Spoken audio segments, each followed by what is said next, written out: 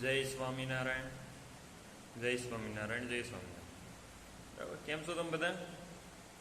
સારું, આપણે આશા કરવી છે ઘરે હશો, બધા બેઠા હશો, સુરક્ષિત હશો.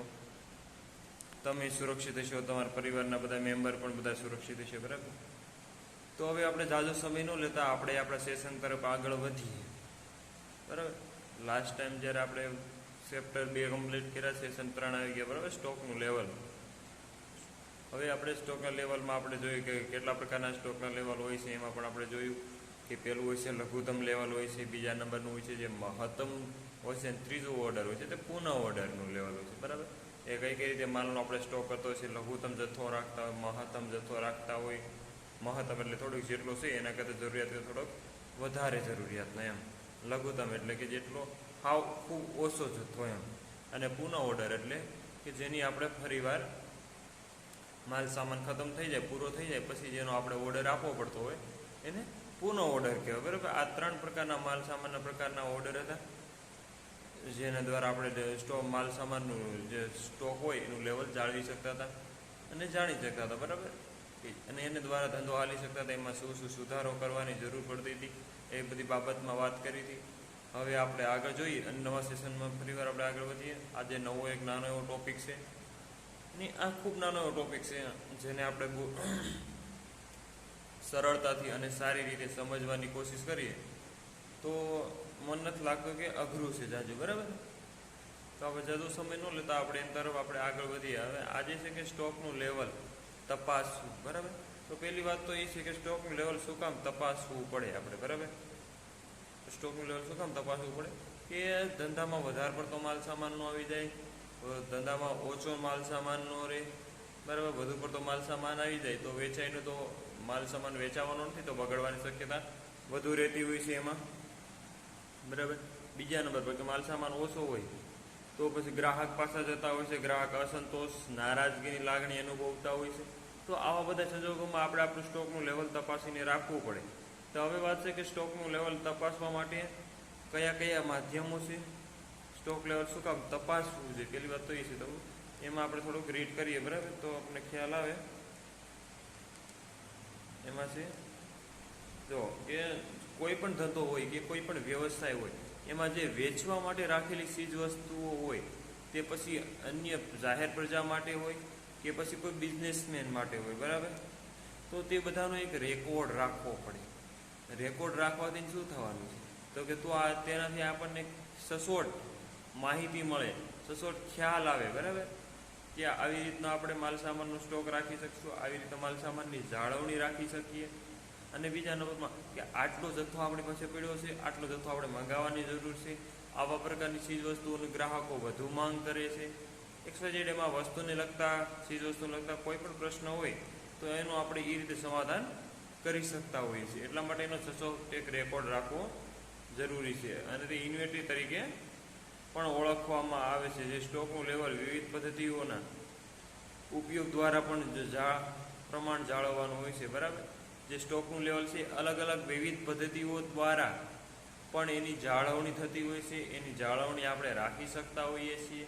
તો હવે જોવાનું છે બરાબર એ કઈ કઈ પદ્ધતિઓ છે કે જેના દ્વારા આપણે જે દુકાનમાં માલ સામાનમાં સ્ટોરમાં જે સ્ટોરનું લેવલ છે એ આપણે કઈ રીતે જાળવી શકીએ છીએ એ જોવાનું છે. બરાબર, એની અલગ અલગ વિવિધ પદ્ધતિઓ ઘણી બધી છે. જેમાંની પહેલી પદ્ધતિ છે સ્ટોક લેજર. સ્ટોક લેજર એટલે શું કે સ્ટોક લેજર એટલે જ્યારે માલ સામાન આવ્યો હોય ત્યારે સ્ટોક પર લેજર મારેલી હોય. લેજર મારવાથી શું થાય તો એના વિશે પણ આપણે જરાક જોઈ લઈએ. બરાબર, પહેલાં થાવ તમને કહેતો સ્ટોક લેજરમાં શું કે એમાં એની ચીજ વસ્તુનો ભાવ કેટલો છે, એમાં ગ્રાહકને કેટલો ફાયદો થવાનો છે, રિટેલરને કેટલો ફાયદો થાય, કે જથ્થાબંધ વેપારી હોય તો એને કેટલો ફાયદો થાય. બરાબર, એ બધી વચ્ચે માહિતી મળતી હોય છે. પણ એકવાર તો પણ આપણે જોઈ લઈએ કે સ્ટોક લેજર શું કહેવા માંગે છે. બરાબર, રીડિંગ દ્વારા હવે તમને થાય છે કે સર એમને બધું કહી દેશે, આવી રીતનું કંઈ હોતું નથી. તો જરાક જોઈએ. ચાલો, સ્ટોક લેજરમાં સ્ટોક તથા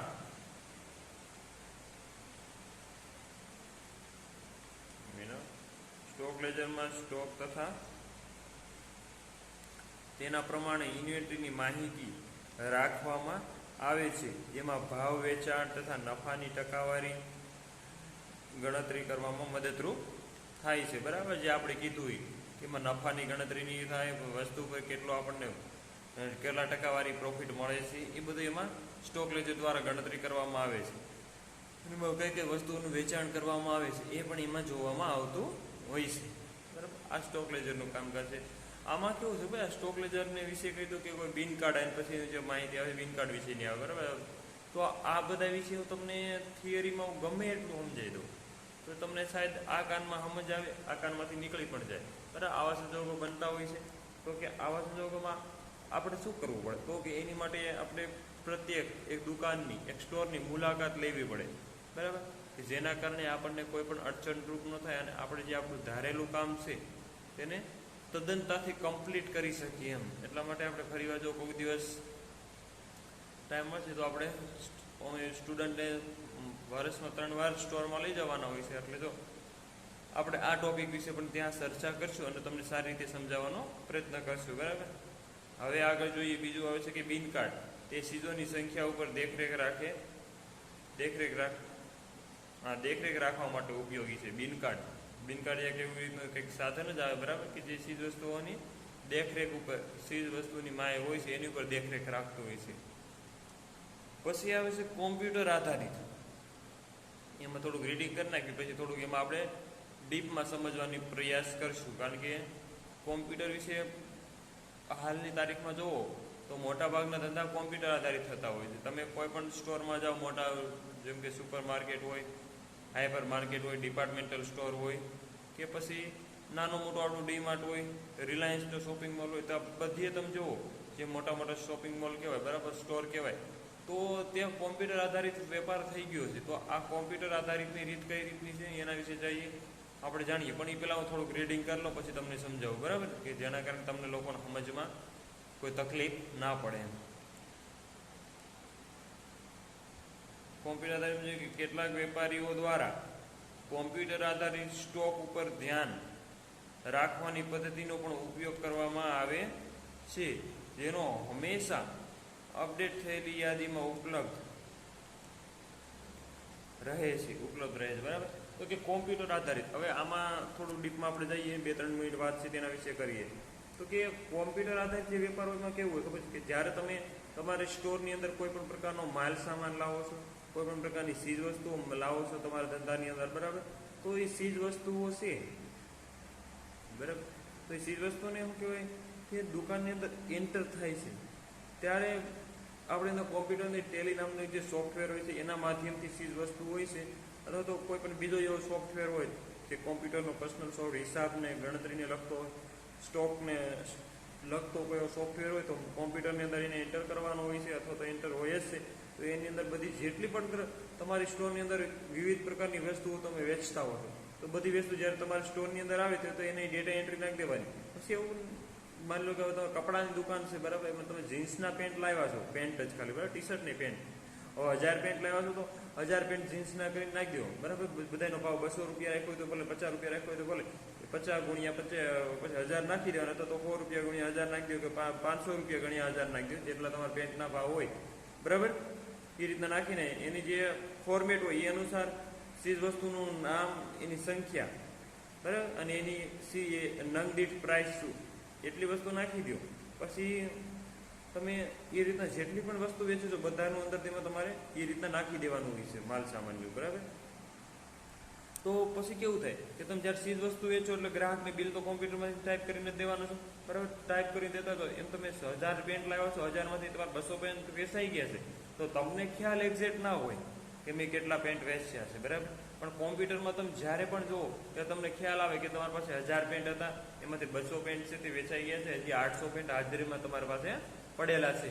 તો આ કોમ્પ્યુટર આધારિત સિસ્ટમ અત્યારે મોટાભાગના જે ધંધા છે, ઉદ્યોગ છે, એમાં હાલતી હોય છે એમ, કે જેના કારણે હિસાબમાં પણ સરળતા રહેશે અને હિસાબ પણ સચોટ અને સાચો મળે છે. બીજા નંબરમાં કે આપણી પાસે સ્ટોક કેટલો છે, સ્ટોક પણ સચોટ અને સાચો મળે છે. તો આના આધારે તમે જુઓ તો કે કોમ્પ્યુટરનો હાલના સમયમાં એ ખૂબ જ ઉપયોગ થાય છે અને અત્યારે સૌથી પ્રચલિત પદ્ધતિ જુઓ તો કોમ્પ્યુટરની છે, કે જેના દ્વારા આપણો ધંધો છે એ વ્યવસ્થિત ચાલતો હોય છે, બરાબર. હવે આપણે આગળ જોઈએ કે આ 3 પદ્ધતિ હતી. પેલું કઈ લેજર સ્ટોક, બીજું બિન કાર્ડ અને ત્રીજું કોમ્પ્યુટર આધારિત, બરાબર, કે જેના દ્વારા આપણો સ્ટોકનું લેવલ હોય છે તે જાણી શકતા હોય છે અને જાળવી શકતા હોય છે કે વધારે માલ સામાન મંગાવો ના ઘટાવો, મંગાવો કેટલો માલ સામાન છે કેટલો વેચો. આ 3 પદ્ધતિ ખૂબ પ્રચલિત છે. એમાં પણ કોમ્પ્યુટર પદ્ધતિ સૌથી વધારે પ્રચલિત પદ્ધતિમાં માનવામાં આવે છે. હવે એ બાબત છે. હવે એના પછીનો જે નેક્સ્ટ ટોપિક છે એ જોઈએ આપણે, બરાબર. તો એ થોડોક મજેદાર ટોપિક છે અને તમને લોકોને સમજમાં આવે એવો પણ છે. તો હવે એમાં એ આવે છે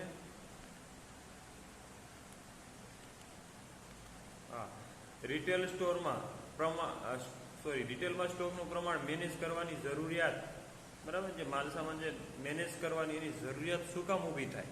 આપણે સ્ટોકનો લેવલ છે, સ્ટોકનું લેવલ જાળવી રાખવું છે તો એની જરૂરિયાત થઈ છે. જરૂરિયાત શું કામ ઊભી થઈ છે, કયા કારણસર ઊભી થઈ છે, તો આપણે એના વિશે ભણવાનું છે, બરાબર.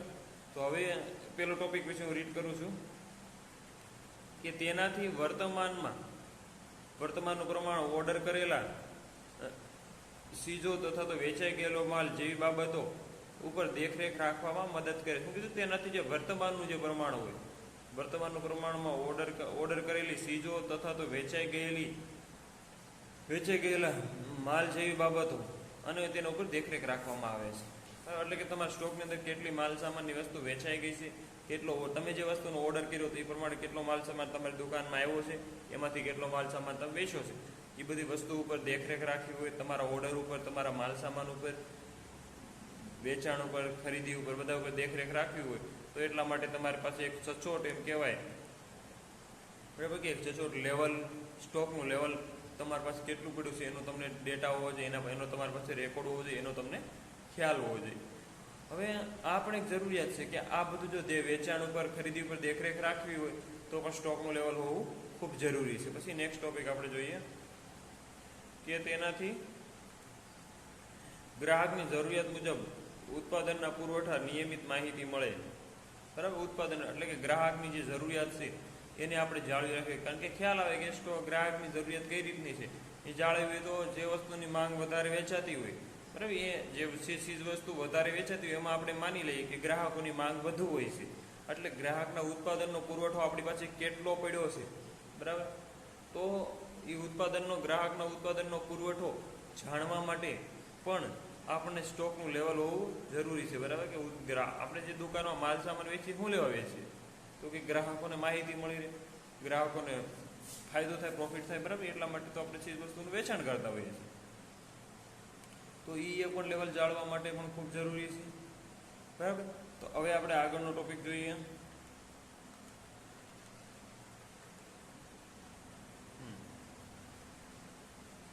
તેના કારણે ગ્રાહકોને જાળવી રાખવામાં મદદ મળે છે, બરાબર. ગ્રાહકોને પણ આપણે જાળવી શકીએ કે આપણે કેટલા ગ્રાહકોની જરૂરિયાત છે, કેવા કેવા પ્રકારના ગ્રાહકોની જરૂરિયાત છે. અને બીજા નંબરમાં કે ગ્રાહકો આપણી દુકાનમાંથી, મેન વાત કે ગ્રાહકો આપણી દુકાનમાંથી પાછા ન જાય એટલા માટે આપણે માલ સામાન રાખવો પડતો હોય છે, ગ્રાહકને જાળવીને રાખવા પડતા હોય છે. તો આવા બધા ઘણા કારણોસર છે કે જેમાં આપણે ગ્રાહકોને જાળવી રાખવા ખૂબ જરૂરી છે. એટલે ગ્રાહકોને જાળવી રાખવા માટે પણ આપણો ધંધો છે તો ધંધા માટે ગ્રાહકને જાળવી રાખવું ભાઈ જરૂરી છે, બરાબર. ગ્રાહક વગરનો ધંધો ચાલવાનો જ નથી. તો એટલા માટે ગ્રાહકોને જાળવી રાખવા માટે પણ આપણે સ્ટોકનું લેવલ પ્રમાણ જાળવી રાખવાની જરૂરિયાત છે. કારણ કે ગ્રાહક આપણી દુકાનમાં જ્યારે માલ સામાન ખરીદી કરવા આવે તો પાછો ન જવો જોઈએ, બરાબર. અસંતોષ કે નારાજગીની લાગણી ના અનુભવવો જોઈએ.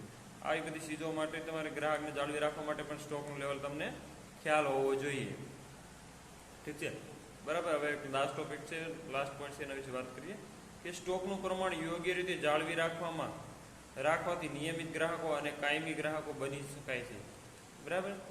તો તમે સ્ટોકનું લેવલ હોય છે તે તમે નિયમિત એની જાળવણી રાખો, બરાબર. તો જે તમારો નિયમિત ગ્રાહક એટલે કે રોજ જે માણસ તમારી અહીંયા દુકાનમાં રોજ અથવા તો મહિને, 2-3 મહિને, 5 દિવસે, 10 દિવસે, 15 દિવસે જ્યારે પણ એની ઈચ્છા છે ત્યારે નિયમિત રીતે એ એક વસ્તુની ખરીદી કરવા તો તમારા દુકાનમાં જ આવે છે, બરાબર.